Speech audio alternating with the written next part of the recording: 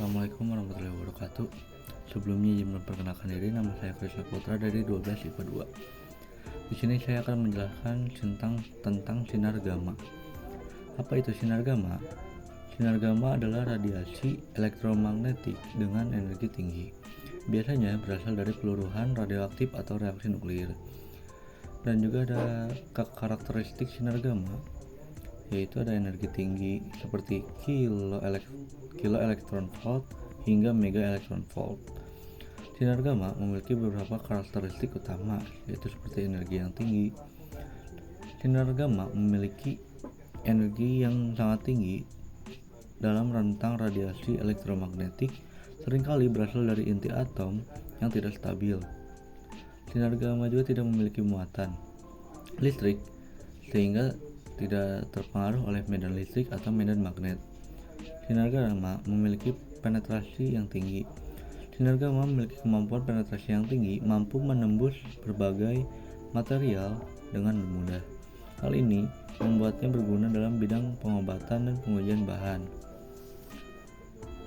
Dan sinar gamma juga sumber asal dari inti atom yang tidak stabil. Sinar gamma sering dihasilkan oleh inti atom yang mengalami peluruhan radioaktif atau proses nuklir seperti fusi dan fisi. Sinar gamma juga dapat dibiaskan oleh kristal seperti yang ditunjukkan oleh Max von Laue pada tahun 1914. Sinar gamma dapat dibiaskan oleh kristal mengalami fenomena diffraksi. Sinar gamma juga digunakan dalam berbagai aplikasi seperti pengobatan kanker, terapi radiasi, sterilisasi, pengujian non-destruktif, dan industri nuklir. Dan ada sejarah sinar gamma. Sinar gamma pertama kali ditemukan pada awal abad ke-20 oleh dua ilmuwan Prancis, Paul Villard pada tahun 1900 dan Ernest Rutherford pada tahun 1903.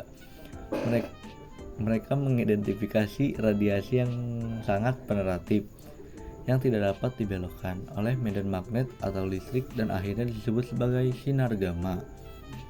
Pada tahun 1914, ilmuwan Jerman Max von Laue menunjukkan bahwa sinar gamma adalah bentuk gelombang elektromagnetik dan dapat dibiaskan oleh kristal, menghasilkan diffraksi pada dasawarsa 1920-an.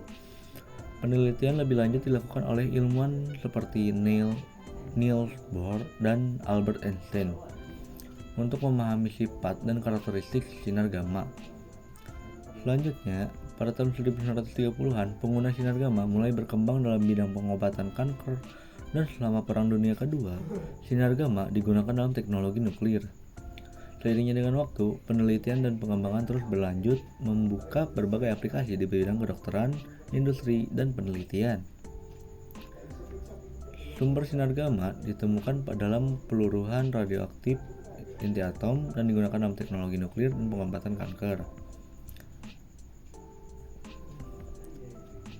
Dan juga ada aplikasi dalam industri yang bisa diketahui dengan aplikasi dalam industri itu adalah pengujian non-destruktif yang bisa mendeteksi cacat dalam material atau industri nuklir yang dapat digunakan untuk pengukuran dan pengujian material nuklir. Sebenarnya dalam sinar gamma juga ada tantangan dan risiko yang harus diperlukan gitu kan, seperti bahaya radiasi yang untuk mengurangi risiko paparan yang berbahaya, seperti berbahaya kalau nggak salah, udahlah itu aja. Dan juga buat dari kita juga harus ada perlindungan terhadap sinar gamma gitu, seperti menggunakan perisai radiasi dan juga jaga jarak, waktu pakaian pelindung atau peralatan seperti peralatan pelindung diri. Dan sinar gamma juga terus dikembangkan gitu dalam bidang pengobatan dan teknologi nuklir, karena mereka tuh peran penting dalam eksplorasi dan penelitian ilmiah gitu.